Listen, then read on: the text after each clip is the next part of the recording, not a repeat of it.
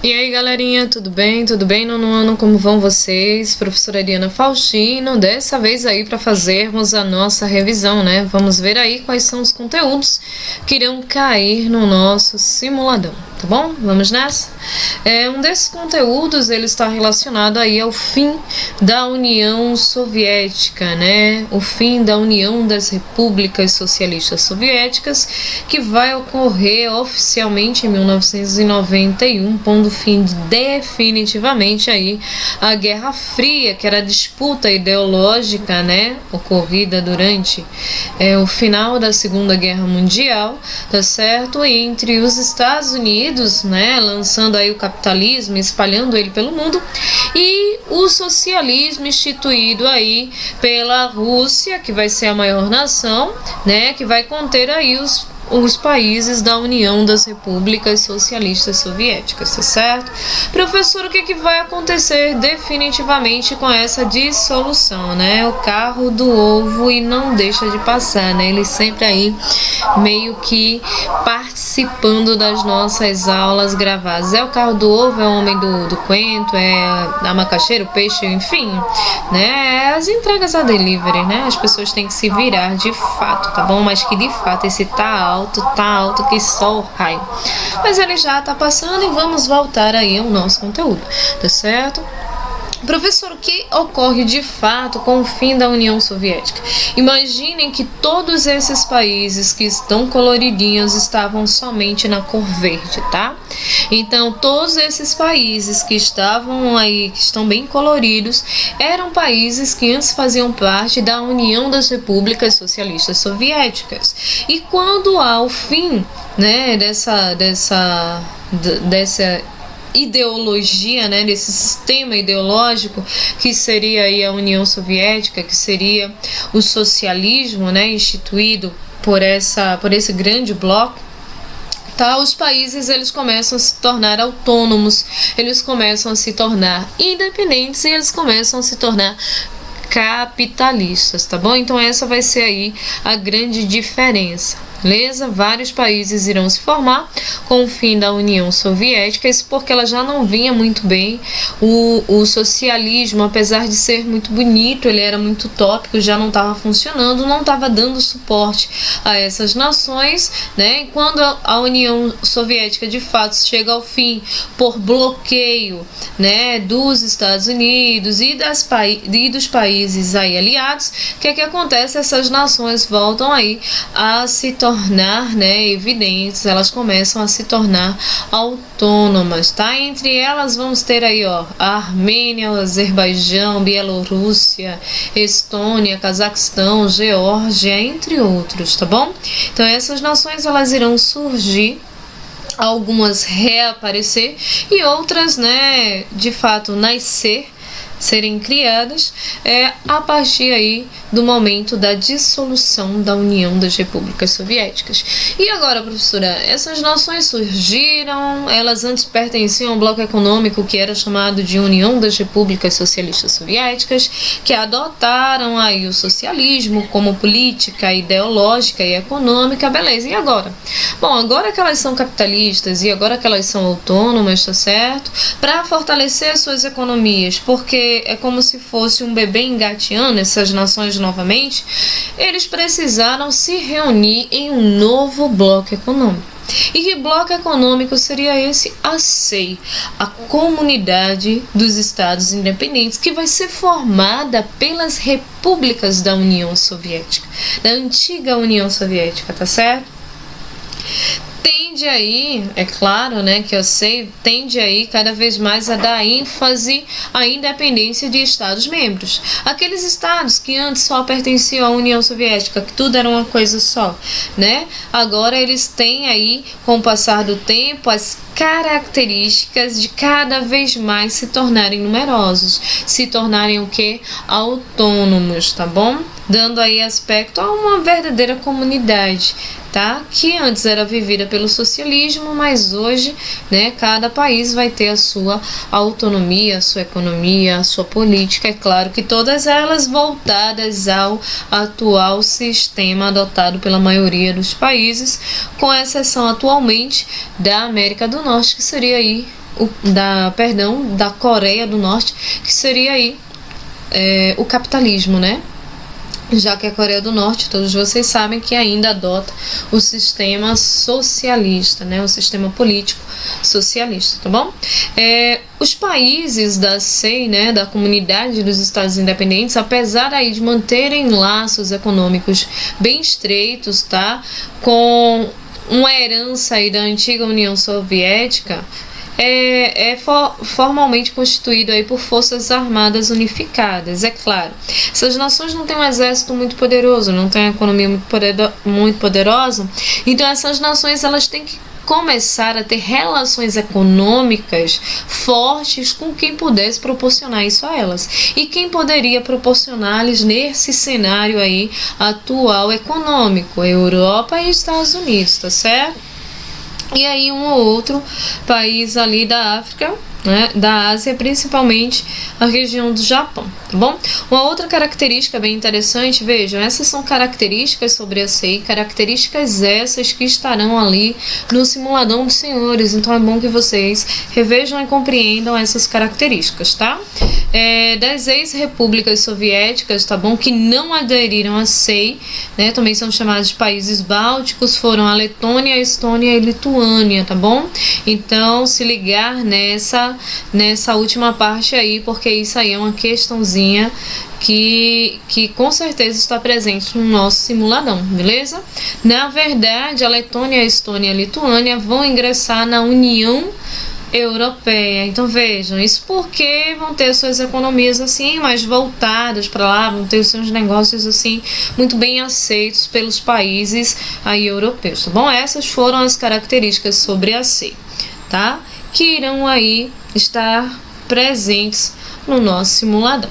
Outro assunto que irá cair no nosso simuladão é sobre aí o território africano, tá certo? Então assim, algumas características já foram bem trabalhadas com vocês, eu acredito que em relação a isso vocês não terão problema, são as características gerais. Em relação ao tamanho do território africano, a África é o terceiro maior país em extensão territorial do planeta, tá certo? E ele vai estar ali situado, né, no chamado Velho Mundo, se liguem nessa informação.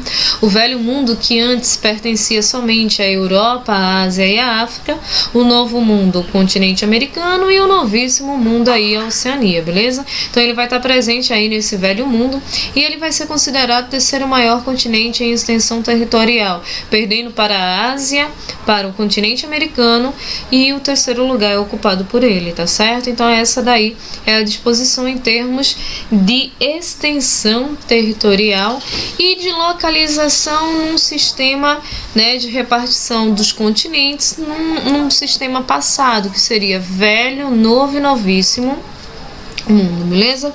Lembrando que o continente africano está em qual classificação?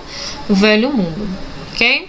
Suas terras se encontram, né, entre as linhas imaginárias paralelos, linhas do Equador, Trópico de Câncer e Capricórnio, e por ele ainda é recortado o meridiano de Greenwich, tá? Então a gente pode perceber que é um território bem grande, é um território aí bem gigantesco que vai atuar com várias classificações aí climáticas. Por quê? Porque os paralelos eles estão aí diretamente relacionados à disposição de temperatura, né, das localidades, beleza? Em relação ao tamanho e localização ainda sobre essas características, né, ele vai estar aí situado entre essas linhas imaginárias, lembrando que não é esse fator apenas que determina a formação de uns desertos. Lembrem-se que o território africano vai possuir o maior deserto do mundo em extensão territorial, que é o Saara. Isso também é questão simuladão, tá bom? O Saara vai ser aí o maior deserto do mundo em extensão territorial e em número de oásis, porém não vai ser o mais seco vai ser aí o deserto do Atacama na região do Chile. Mas enfim, percebam que essas áreas mais esbranquiçadas são justamente áreas onde estão presentes os desertos contidos no território africano, e já essa área aí mais verdinha é justamente onde estão contidos as florestas equatoriais e a floresta tropical, entre elas a segunda maior floresta do mundo, que é a floresta aí do Congo, tá certo? Nessa lógica, senhores, voltando ainda a esse slide, tá? Nós temos aí uma classificação. Vejam que as áreas mais roxinhas correspondem aí a áreas de zonas temperadas, ou seja, onde possui aí 4 estações do ano bem definidas, se não fossem alguns fatores, né, que vão interferir diretamente na questão do clima, que seriam aí as barreiras orográficas presentes pelas altitudes desses lugares roxinhos aqui. E também, tá certo, a presença dos desertos, tanto nessa porção norte como na porção sul do território africano. Já essa área que está um pouco mais clara, né, essa área que está esverdeada, entre aspas, corresponde aí aos climas intertropicais, ou seja, equatorial e tropical, tá bom? Vamos falar sobre eles, o deserto. Isso aí é uma outra questão que vai estar no foco do nosso simuladão, beleza? Vai ter lá um mapinha e tal, para vocês identificarem que eventos são esses que estão sendo representados no mapa, beleza? Então foquem bastante onde está a disposição aí desses desertos, né? Essa área mais esbranquiçada e maior vai ser aí o deserto do Saara.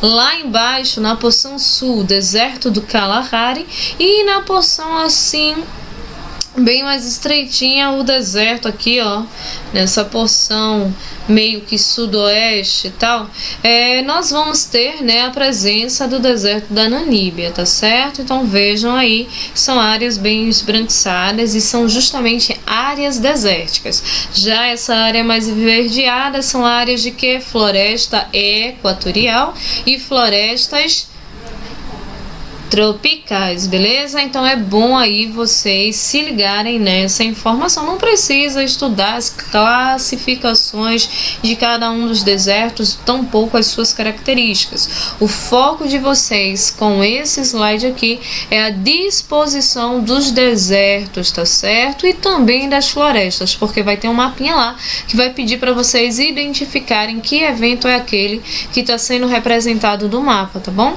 Se são desertos, quais os desertos que estão presentes ali naquela localidade, e também a floresta, tá? É claro que a floresta vai ser assim de modo abrangente, de modo geral, certo? Aqui nós temos aí imagens de áreas secas, né? Imagens dos desertos do Saara, do Kalahari e da Namíbia. Vejam que há uma certa diferença e semelhança entre eles, né? Então, enfim, são áreas secas, extremamente secas, onde a temperatura cai bruscamente durante os períodos da noite, beleza? Uma outra questão que vai cair no nosso simuladão é referente ao apartheid, tá? Então, o apartheid, ele vai acontecer onde? Ele vai acontecer na África do Sul, tá certo? Ele vai ser classificado como uma política racial implantada, né? Na verdade, o apartheid vai ser um movimento contrário ao racismo, beleza? Ele vai lutar contra o racismo presente na África do Sul, que era muito forte. Lugares de brancos, lugares de negros, né? Objetos para negros, objetos para brancos, escolas para negros, escolas para brancos. Então a segregação racial era muito forte. Então o apartheid vai ser um movimento que vai lutar contra essa segregação racial, beleza? Esse sistema aí ele vai atuar devido a uma série de fatores que as pessoas passavam, né? Constrangimentos, enfim, outras coisas, tá bom? Esse regime, no caso, né? Esse regime racial muito forte, ele era sustentado por algumas leis. Vejam, era lei. Era proibido aí o casamento entre negros e brancos, tá bom?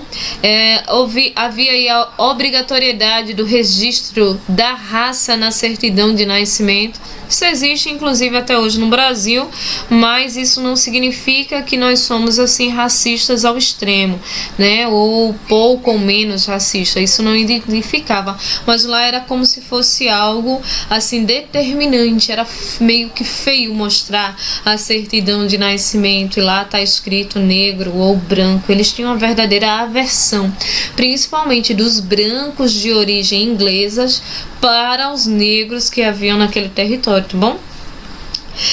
Havia também a questão da obrigatoriedade, né, de os brancos, negros e mestiços viverem em áreas separadas. Então vejam que eles gostavam de se dividir mesmo, né? O racismo era muito presente, tá bom? Os negros, eles não podiam aí comprar terras, tá bom?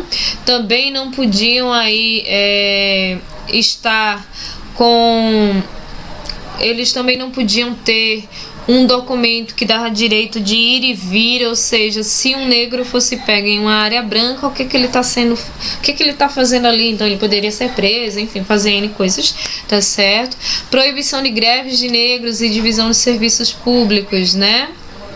Ou seja, os negros trabalhavam muito, recebiam pouco, tá certo? E ainda não podiam fazer greves, eles não podiam aí exercer serviços públicos para receber valores vitaliciamente, enfim.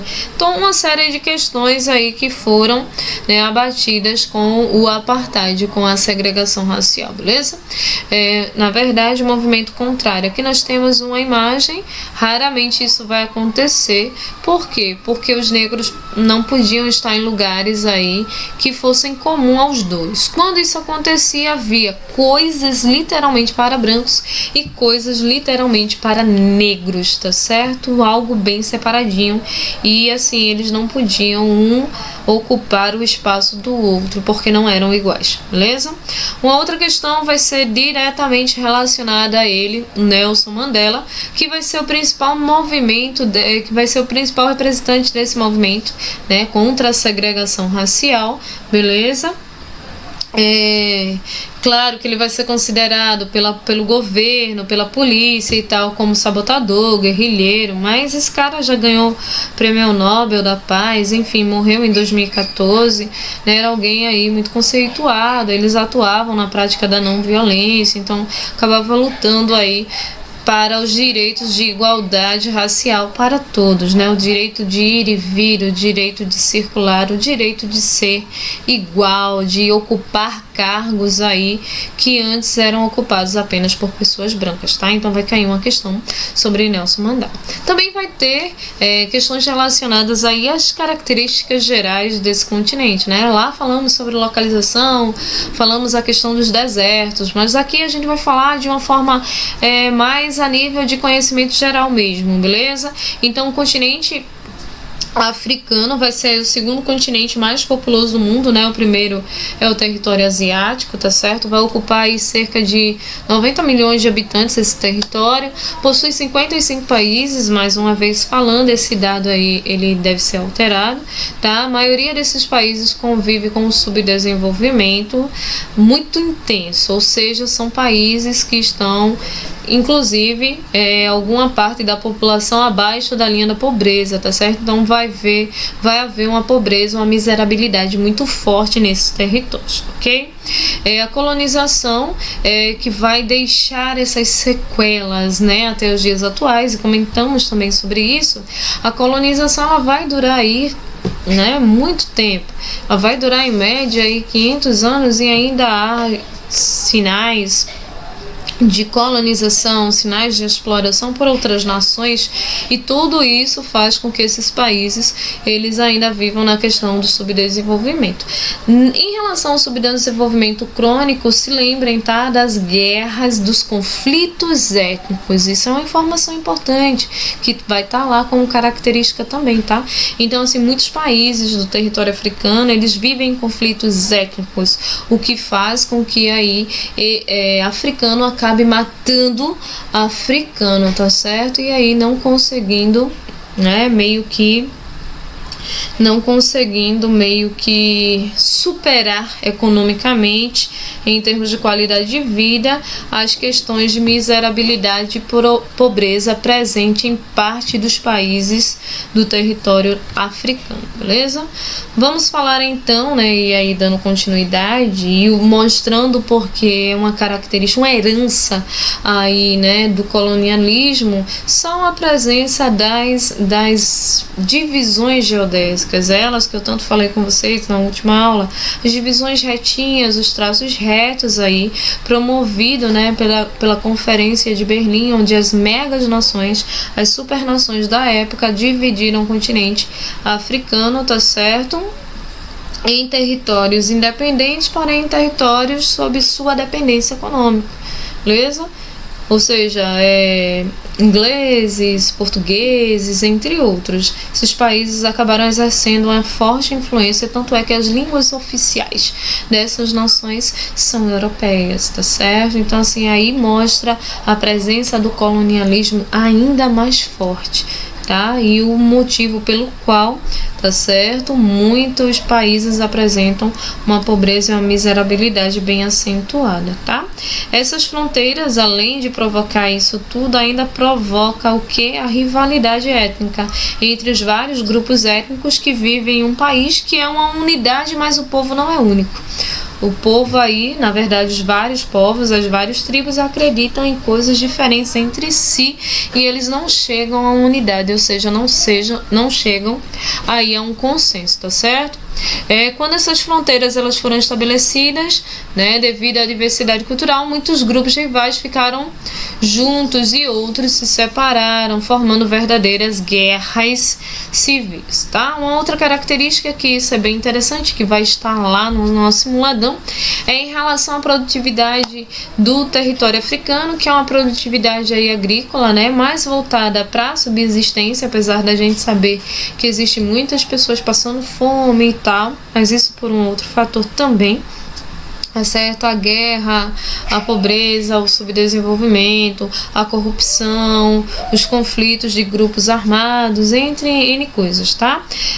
Lembrando que o foco do território africano vai ser a agricultura, principalmente a extração de minerais, tá? Minérios muito valiosos, como diamante, entre outros, vai ser importantíssimo para o território africano. Agora, lembrando, o dinheiro não fica para a África, né? O dinheiro vai para os bolsos, geralmente de países europeus ou norte-americanos, tá? E em todo esse processo, os europeus não tiveram respeito com os africanos em relação à divisão, em relação à identidade cultural, em relação à sua religião, ao próprio povo, né? Os europeus, como sempre, né, mostrando aí a sua superioridade étnica, tá certo? Dizendo que são aí superiores em relação aos outros povos e acabaram aí fazendo essa questão de processo de colonização muito intenso, tá bom? Esse foi um pouquinho do resumo do que vai cair aí no nosso simuladão. Espero que vocês estudem essas características, tá certo? Tanto lá sobre o fim da União Soviética, né, e a SEI, como sobre as características que eu foquei com vocês aí, referentes ao território africano, tá joia? Beleza?